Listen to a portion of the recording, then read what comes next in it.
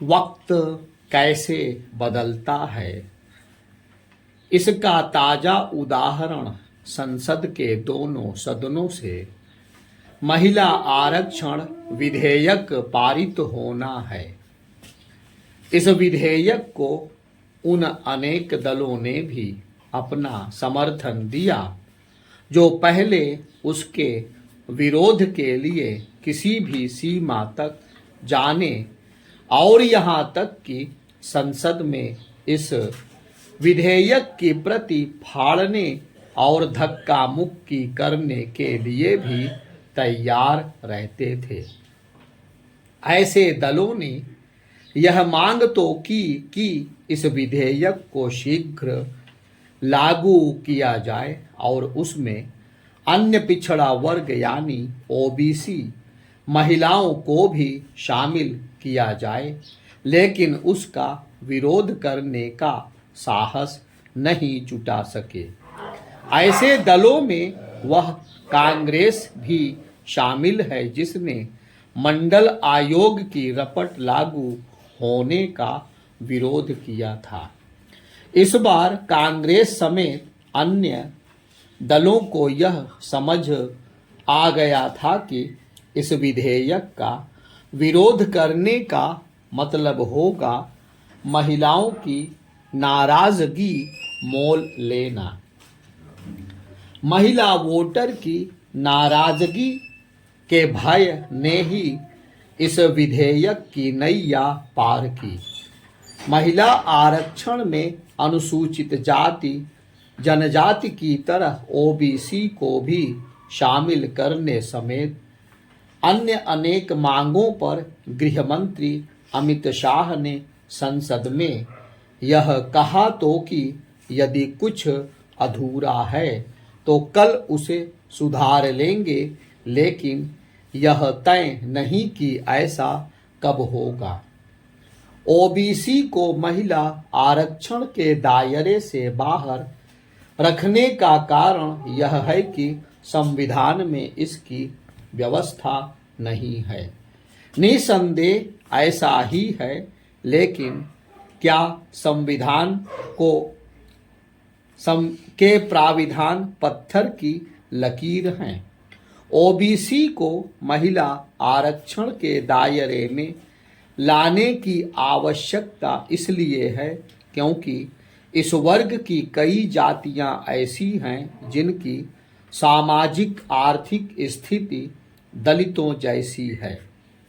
इसी कारण ओबीसी की अनेक जातियां खुद को अनुसूचित जाति या जनजाति का दर्जा देने की मांग करती रहती हैं।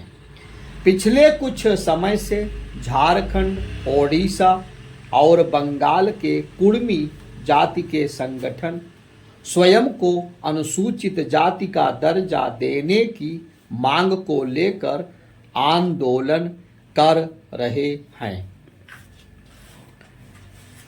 यदि ओबीसी को महिला आरक्षण के दायरे में ले आया जाता है तो अल्पसंख्यकों और विशेष रूप से मुस्लिम समाज की पिछड़ी जातियों यानी पसमानदा मुस्लिम महिलाओं को उसका लाभ स्वतः मिल जाएगा।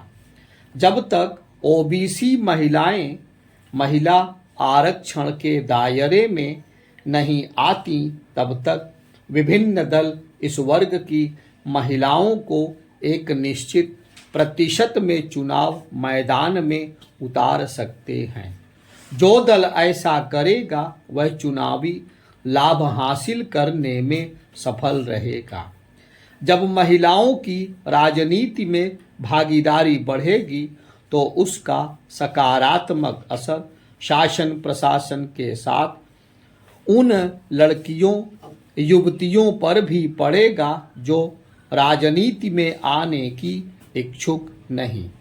उनके अंदर किसी अन्य क्षेत्र में कुछ कर दिखाने का जज्बा बढ़ेगा। भारत में अभी बहुत कम महिलाएं कामकाजी हैं। यदि भारत को सचमुच विकसित देश बनना है तो कार्यस्थलों में महिलाओं की हिस्सेदारी बढ़ानी होगी।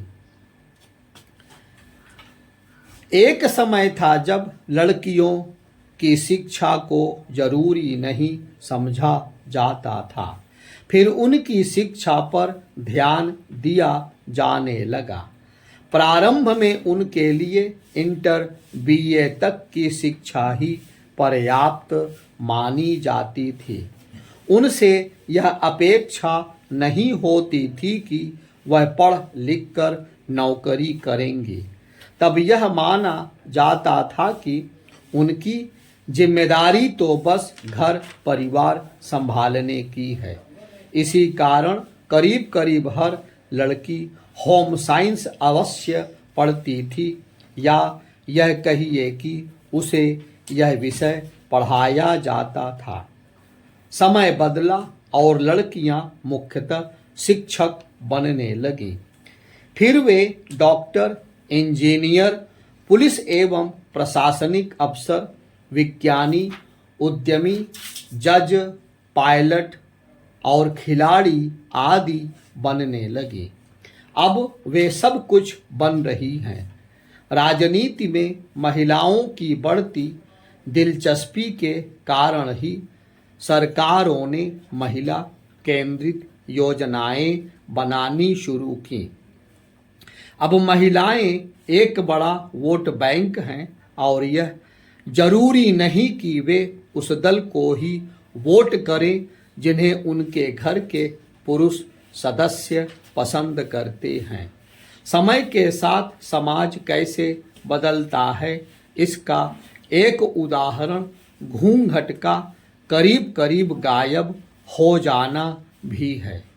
एक समय था जब फिल्मी नायिकाओं की शादी हो जाती थी तो उनका परिवार समाप्त मान लिया जाता था, लेकिन आज विवाहित नायिकाओं की गिनती टॉप हीरोइन में होती है।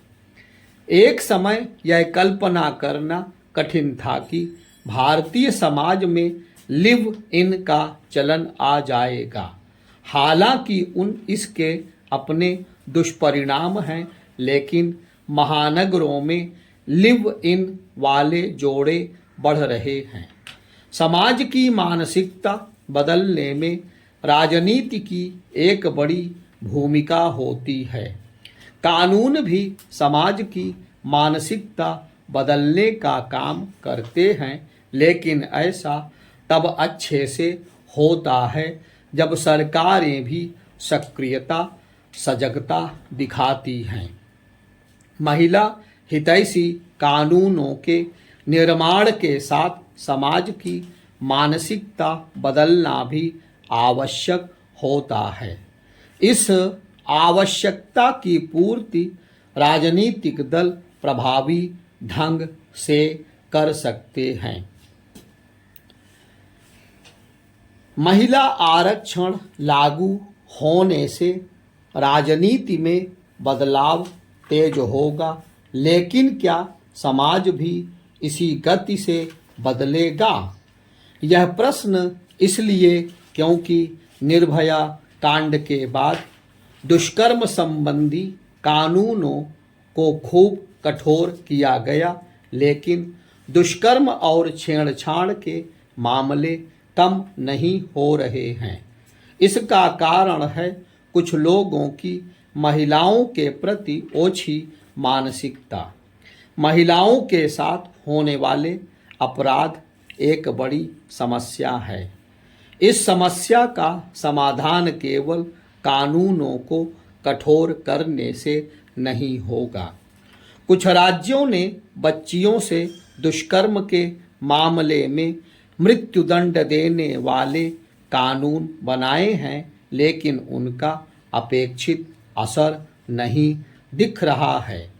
लड़कियों, महिलाओं के साथ होने वाले अपराध कैसे थमें, इसके लिए राजनीतिक दलों को सक्रिय होना होगा। उन्हें अपने कार्य व्यवहार से समाज को यह संदेश देना होगा कि महिलाओं को सम्मान और उनकी सुरक्षा सर्वोपरि है, उन्हें उसी दृष्टि से देखना अपेक्षित है।